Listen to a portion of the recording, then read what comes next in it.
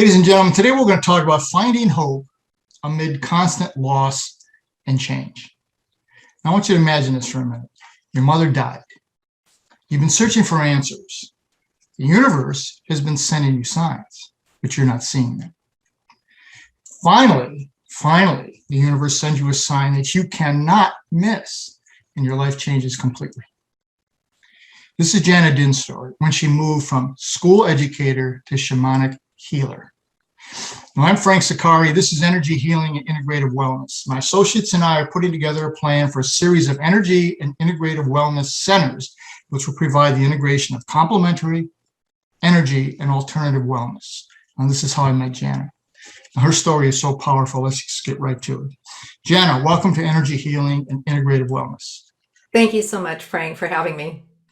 Well, it's my pleasure. When we spoke, I was so in awe of what it is you're doing and how you do what you do. So share with the audience what led you to the story that got you into this energy healing world. Well, I had been a high school child psychology, child development teacher for many, many years. And that was my career. That was my passion, my profession. And life threw me a curveball in the form of my mother dying of colon cancer when I turned 30. And I had always been searching for where did she go? How was she doing? And so for the next 4 years after she died, that was the thought that I had on my mind until one day when I was at my high school teaching job. It was the first day of class, and I was telling a group of students, my class, how much I loved teaching, how safe I felt at that particular high school teaching. And I said to them how I had never felt any insecurity or didn't feel unsafe there. And I had never had anything personally stolen from me. And I added as an afterthought, and if I did, maybe that was a sign that I needed to find another line of work.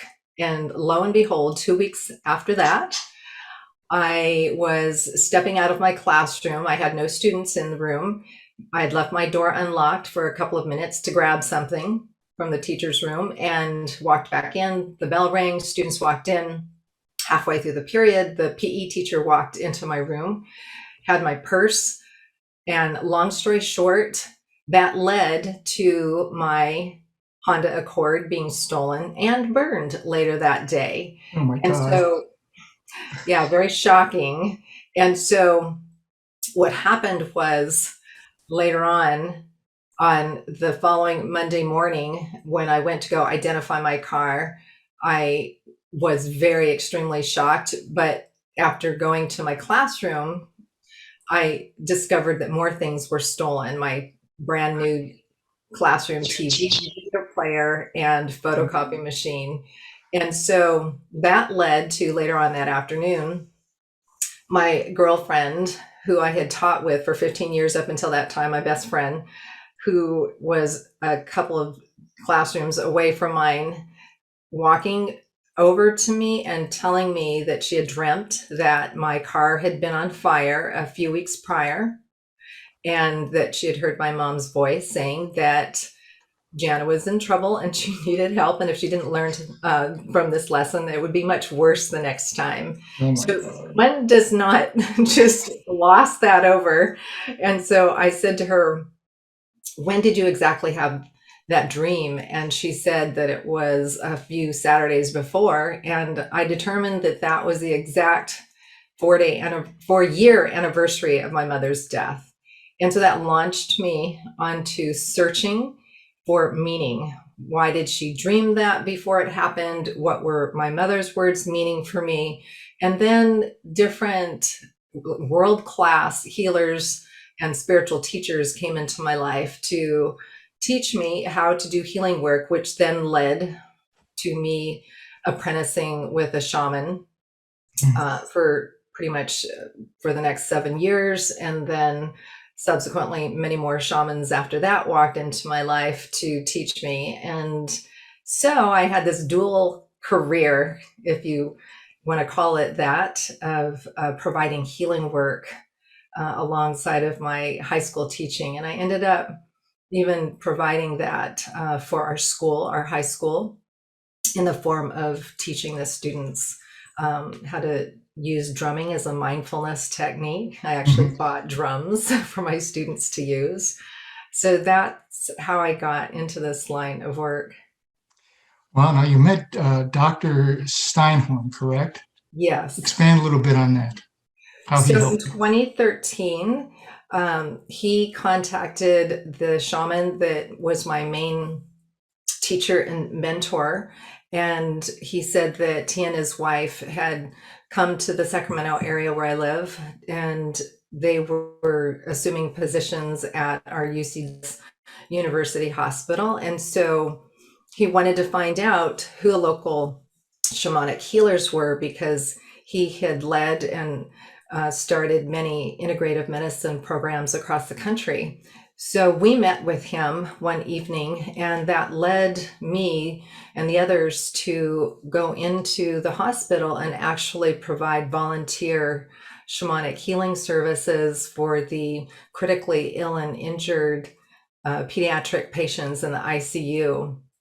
And then Wow. when he moved across the country with his wife to assume other positions in Washington, D.C., I flew back to Washington, D.C. over the course of the last several years to continue working with him. And so we speak at medical conferences and teach medical providers how to integrate Western medicine with this form of, we call it transpersonal healing, because it's really helping people to find hope amidst devastating loss and grief, whether it's for children or adults.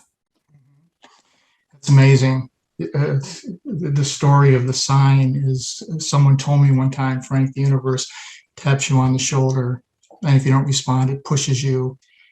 And then it's a major shove, and then it's a 2x4 between the eyes. Well, I'm one of those 2x4 type people before I get the idea. So what I relate to that, certainly. that's amazing. Now, Jana, you told me one of the early interactions you had with Dr. Steinhorn was in a hospital with a young child. Share that with the listeners. Well, the very first family that he invited me to work with in the hospital was a little infant who had very unfortunately been in a very devastating car accident. And so this little infant had been in the hospital, the ICU, for 4 days, and it was right before Christmas. And so what happened was the child was determined to be brain dead, which, as any parent who's brought a child into life, the last thing that a parent wants to do is to be told that. And then the next thing that they were told was, so you need to determine when to remove life support. Oh my God. So it was just utterly devastating for this couple. And so when Dr. Steinhorn had invited me to come in at the request of the parents, because he introduced the concept of having someone come in to provide some additional support. And so that's when I walked in, and, this was the very first patient and family that I had the opportunity to work and to support with Dr. Steinhorn. And this was in 2013. And so I had been doing shamanic healing for about 15 years previous to that, my own clients, as well as doing some work with people in the hospital through referral. But this was the very first time that I was going to experience working with an infant and a family in this sort of situation and scenario and condition. So the parents were just pleading with me. They were saying, what can you do to help our baby to survive? And so I said, well, that's really not for me to tell you that, but I will go in and do what I can do. And so when I walked into the baby's room, there were a dozen relatives just holding vigil with the parents. And so I fully expected to just experience just the utter grief and devastation of this family, and as a parent myself, to just feel just this overwhelming sadness and grief at the situation. But instead of that atmosphere, when I walked into that infant's room, all of a sudden I felt the immensity of that infant's spirit. His human spirit was so large. It was magnificent. And I felt this inner knowing that this infant was the spiritual teacher that had come to teach all of us. I mean, I fully expected not to feel anything other than just utter grief over this child. But it was so palpable to me, and it was so enormous, this feeling of this child's spirit just filling the room, that I just kind of took a second, a moment, and I just kind of bowed my head in acknowledgement of this infant's like grand human spirit. And so when I walked up to the baby's bedside, the other feeling that I had all of a sudden was that this child was not long for this world. And then I felt this child's angelic presence. And I have to admit to you, Frank, I'm a very grounded and very logical, analytical person. I had to be as a child psychology teacher. That's just my nature, my personality. But also, my shamanic training provided me this background and this foundation to be present, to be mindful, and to be open to this whole transpersonal realm where one can feel the inner as well as the outer spiritual presence of the spirit and nature of everything. And so that's what I experienced. And then I knew that it was time for me to walk back out with the parents and Dr. Steinhorn into a conference room. And we did. And the parents were just pleading, you know, please, what did you do? What can you do? And I told them, I said, your son, your baby is a spiritual teacher for all of us. And they were listening to that. And then they said, but what can you do to help his brain to survive? And I said, again, well, that's not for me to promise you or say anything to you about whether I could do that. But I said, I'll come back the next day.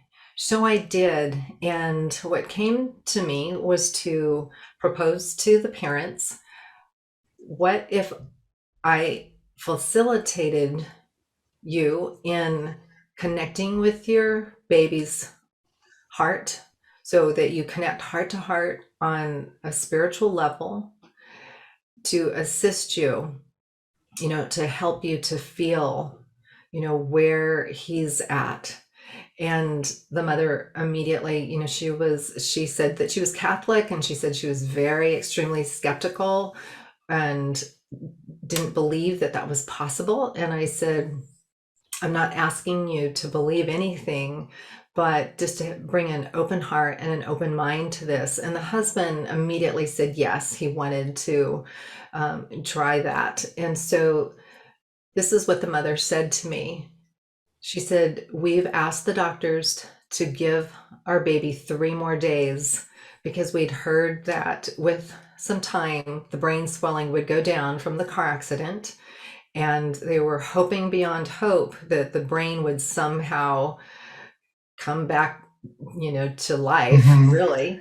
And so I said, okay. And then she said, so I'm willing to try this process. So all the relatives left the room, and we walked in, and Dr. Steinhorn was there, and the mother was on the end of the bed, and the father was standing on one side, and I was standing on the other. And I just allowed this process to unfold. Because remember, I said I had been doing this work for 15 years prior to this.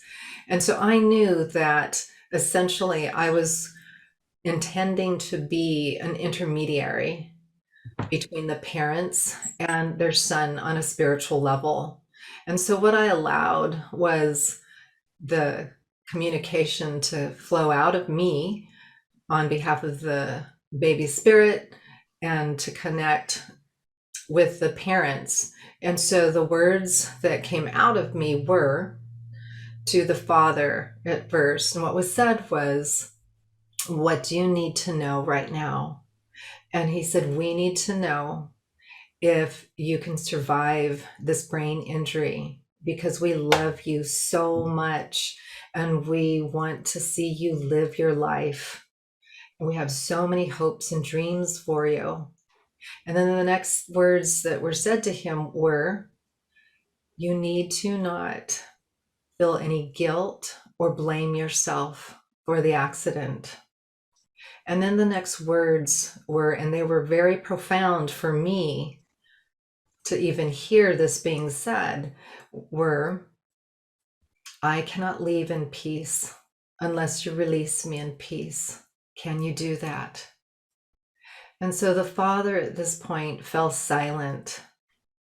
And then it was as if my body was just turned towards the mother. And the words that were said to her were, "You've been the most loving mother any child could ever have asked for.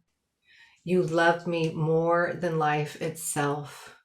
You would gladly give your life for mine, but I cannot leave in peace unless you release me in peace. Can you do that?" And she was unable to utter a word. And then I knew that my role as the intermediary for these parents and their baby was done at that moment. So Dr. Steinhorn and I walked out and stood just outside the doors to the room, and both parents just immediately started hugging and kissing their baby. And so for several moments we just stood outside the door just watching them. And then both parents walked out, and the first words that the mother said to us were, "We've made up our mind. We're ready to remove life support." And so that was my very first experience. And then they asked me if I would be there for them to tell the grandparents, which I did. And then they decided that they were going to donate their son's organs. And so they asked me if I could be present for that. So later on that night, they asked me to come back to the hospital, and they had dozens of relatives there. And I just stood in close proximity to them as the doctor was gently explaining the process. And I brought my drum at that moment, and I just very gently and softly drummed for them, because the drum duplicates the heartbeat of the mother when the infant is in the womb. So all of us essentially are very comforted by this light rhythmic drumming. And so that's what I did as the doctor removed life support and then gently picked up their baby and brought the baby to the OR. And so I just drummed like that until the parents left and all the relatives left. And that was my very first experience working with Dr. Steinhorn. Wow, that is such a powerful story. It's every parent's nightmare, and to be able to bring them to a sense of peace. Now, Jana, there's many myths about this shamanic healing, and one that I hear a lot is it's going to magically cure the disease. Okay, what healing does it bring? Is what you do? Well, I think as demonstrated in that story is that it is not always about curing a condition or a disease or a situation that the patient or the person is experiencing. But healing really transcends all that, because there can be healing even though the physical body may end up, dying.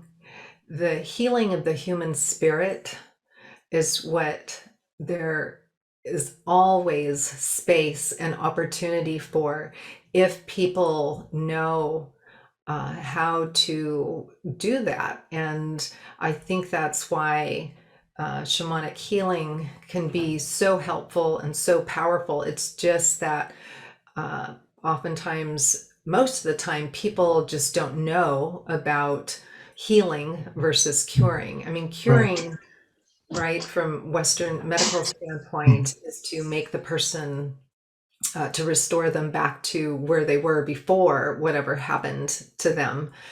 But healing is actually further along the continuum. It's about healing the human spirit. It's helping people to move from point A to point B when perhaps they're stuck, and that it's inevitable that perhaps their family member or themselves are closer to leaving this earth than surviving whatever condition that or disease that they have.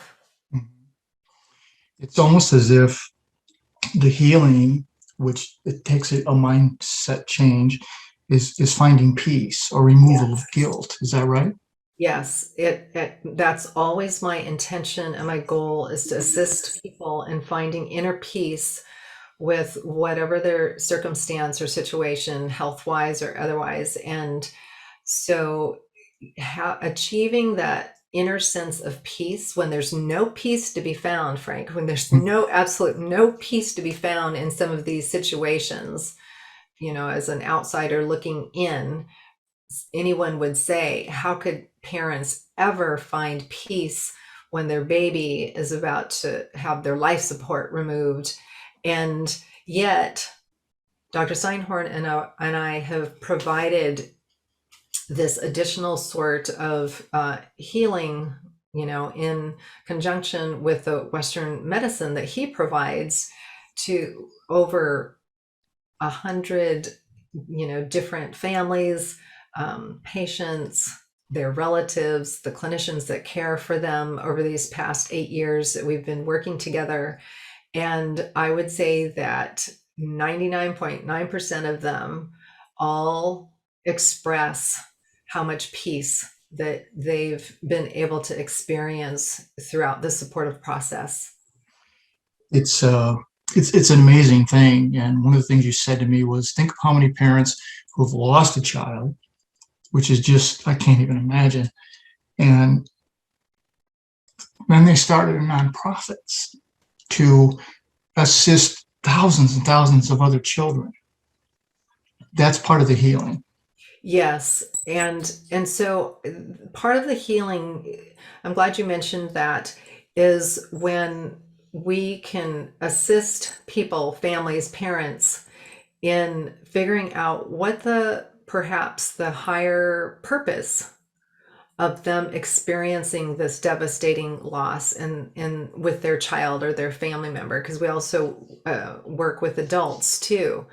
But when we talk to parents and family members, we both will ask them in gentle ways and often in very just conversational ways with them. When they're ready, we will interject, what do you think perhaps the legacy that your child or your baby is leaving, or what do you think perhaps your child has been teaching us?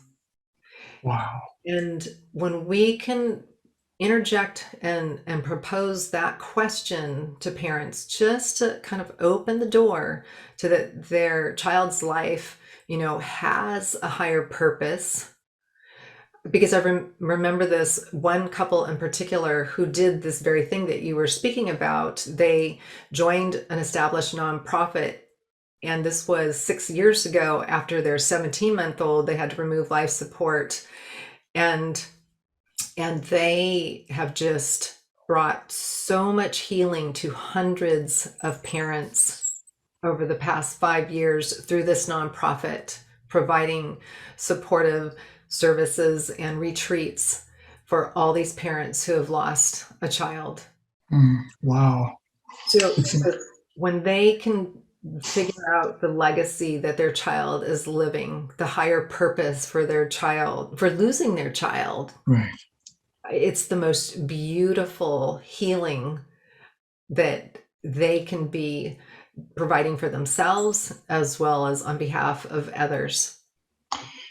Wow. It's amazing. Jana, I heard you say that some people are spiritual beings living a human experience and other people are human beings living a spiritual experience. Can you expand on that? Well, I like to give this analogy that if one is walking along and living life as a human being, then obviously during this time of the pandemic, with so many losses in so many different ways on a global level, it can feel just very, very depressing and hard to find any hope, right? And so that would be a human being having occasional spiritual understanding or experiences. But on the other side of the coin, because we're both, what if we consider ourselves a spiritual being living a human experience? Then as a spiritual being would be the perspective of constantly asking oneself, what are the higher reasons or higher purposes for humanity, for people to be experiencing, for example, all the losses during this pandemic, or on a personal level, all of the upheaval and change that people are experiencing and loss. So it would really require that a person always ask themselves, what is the higher meaning? What is the higher purpose of what is happening to me right now? What is happening to my family, my loved ones, my friends, my colleagues?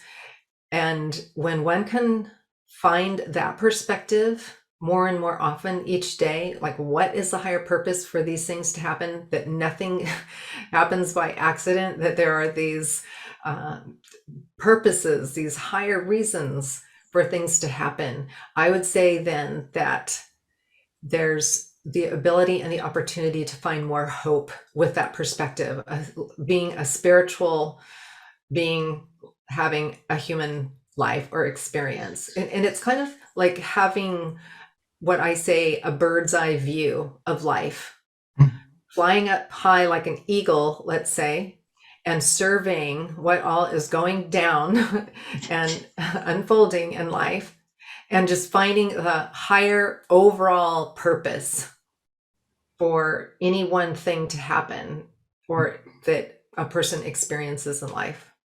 Wow. Now, Jana, since the pandemic that you spoke of, that we're all living, you created 4 of these guided journeys, I think was the term you used. Can you tell us a little bit about these?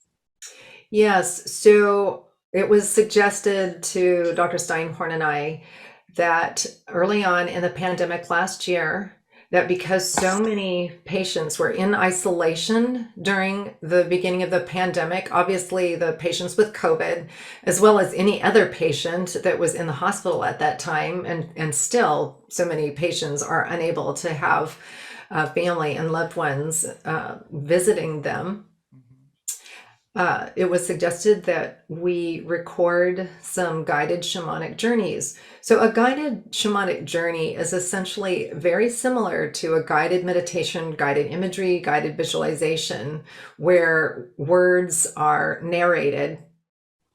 But what makes a guided shamanic journey slightly different is that a guided shamanic journey is often done to a backdrop of the rhythmic soft drumming And the narration is in direct result from a stated intention.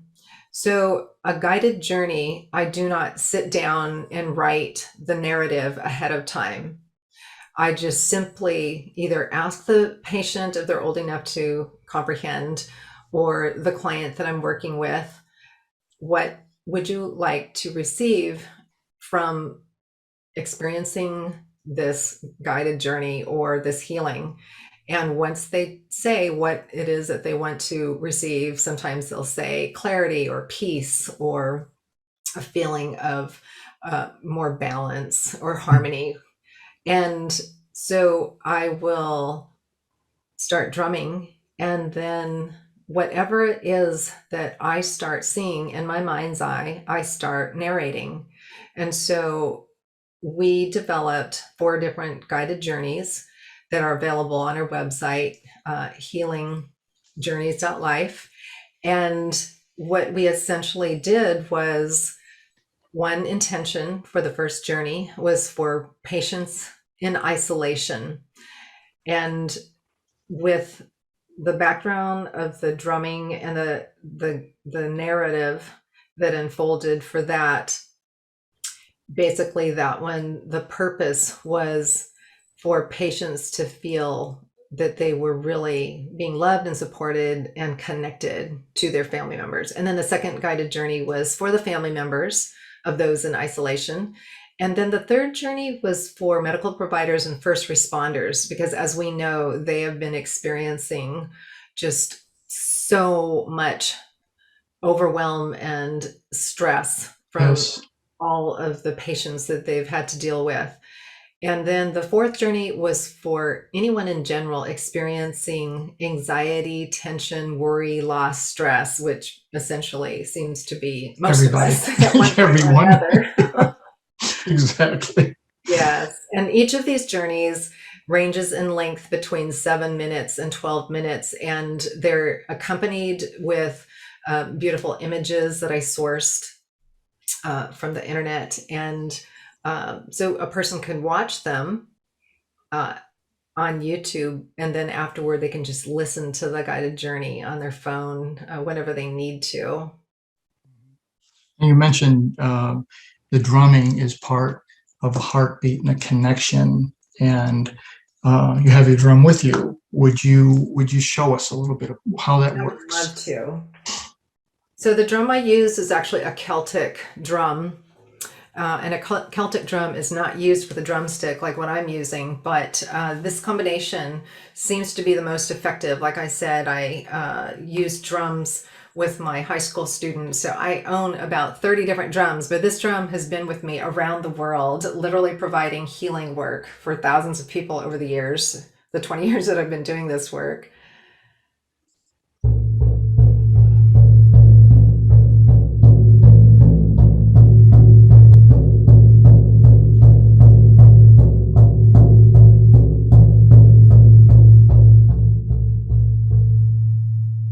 So that's just a little sampling of what the drumming sounds like. And I would say that it takes about 8 to 10 minutes of listening to that rhythmic drumming for people to experience their mind slowing down their thoughts and actually experiencing a meditative state of mind in that short amount of time. I've literally drummed for, like I said, thousands of people over the years. And it's interesting because a lot of times people will say that the first few minutes, it takes a while for their mind to settle down. But then by about the 5th, 6th, 7th, 8th minute, they'll start reporting that they start to feel calmer, that their heart rate slows down, that their thoughts really slow down. And then a lot of times people will actually fall asleep, which seems counterintuitive. How could you fall asleep while listening to drumming, right? Right. But many, many people report that they just feel so much more relaxed by the end of the drumming. Wow. This is something that goes back to before Christ with the sound and the vibrations and the healing. And somewhere along the line, we lost that. So I'm so happy that the world is starting to say, hey, we need to go back to where things were. Now, we're just about out of time, Jenna. What last thoughts do you want to leave with the viewers around the world today? That there is still hope in healing on a transpersonal and a spiritual level, that even though humanity right now is experiencing, as well as individuals on a personal level are experiencing what seems to be just some of the most difficult and challenging times, that if we want to achieve peace in our world, that the first thing we need to do is work on our own individual healing, because healing and peace to me go hand in hand. If we heal ourselves, therefore we become more inwardly peaceful. And if we become more peaceful, then that ripples out towards our sphere of relationships and contacts. And really that then ripples out more towards the world. It's almost as if you're putting the positive energy out there and it is being picked up and carried with other people, correct? Yes, most Absolutely. definitely. Wow. Well, as I said, ladies and gentlemen, we're just about out of time. I cannot thank Jenna enough for sharing this amazing story of transformation and for healing and for the power and the peace of mind that she brings to so many people around the world. Now, ladies and gentlemen, no matter what obstacles life throws at you, and we just heard a bunch of obstacles are going to be thrown at you, do three things: look up, get up, never ever give up. If you want more information about Jana, you can go to healingjourneys.life, or you can contact me at my website, or go to our new wellness email, which is WeC3Wellness. That's we, the W-E, the letter C, the number 3, wellness@gmail. And we'll make sure that this information gets to Jana. You can see this conversation on ROKU TV or on my YouTube channel. If you use the YouTube channel, please subscribe. Now, let me leave you with this. None of us are in this alone. And the secret to walking on water is to know where the rocks are. And today, Jana showed us where many of those rocks are. Join me next week. We get into another life-altering event. Thank you again, Jana. Thank you so much for this opportunity to share.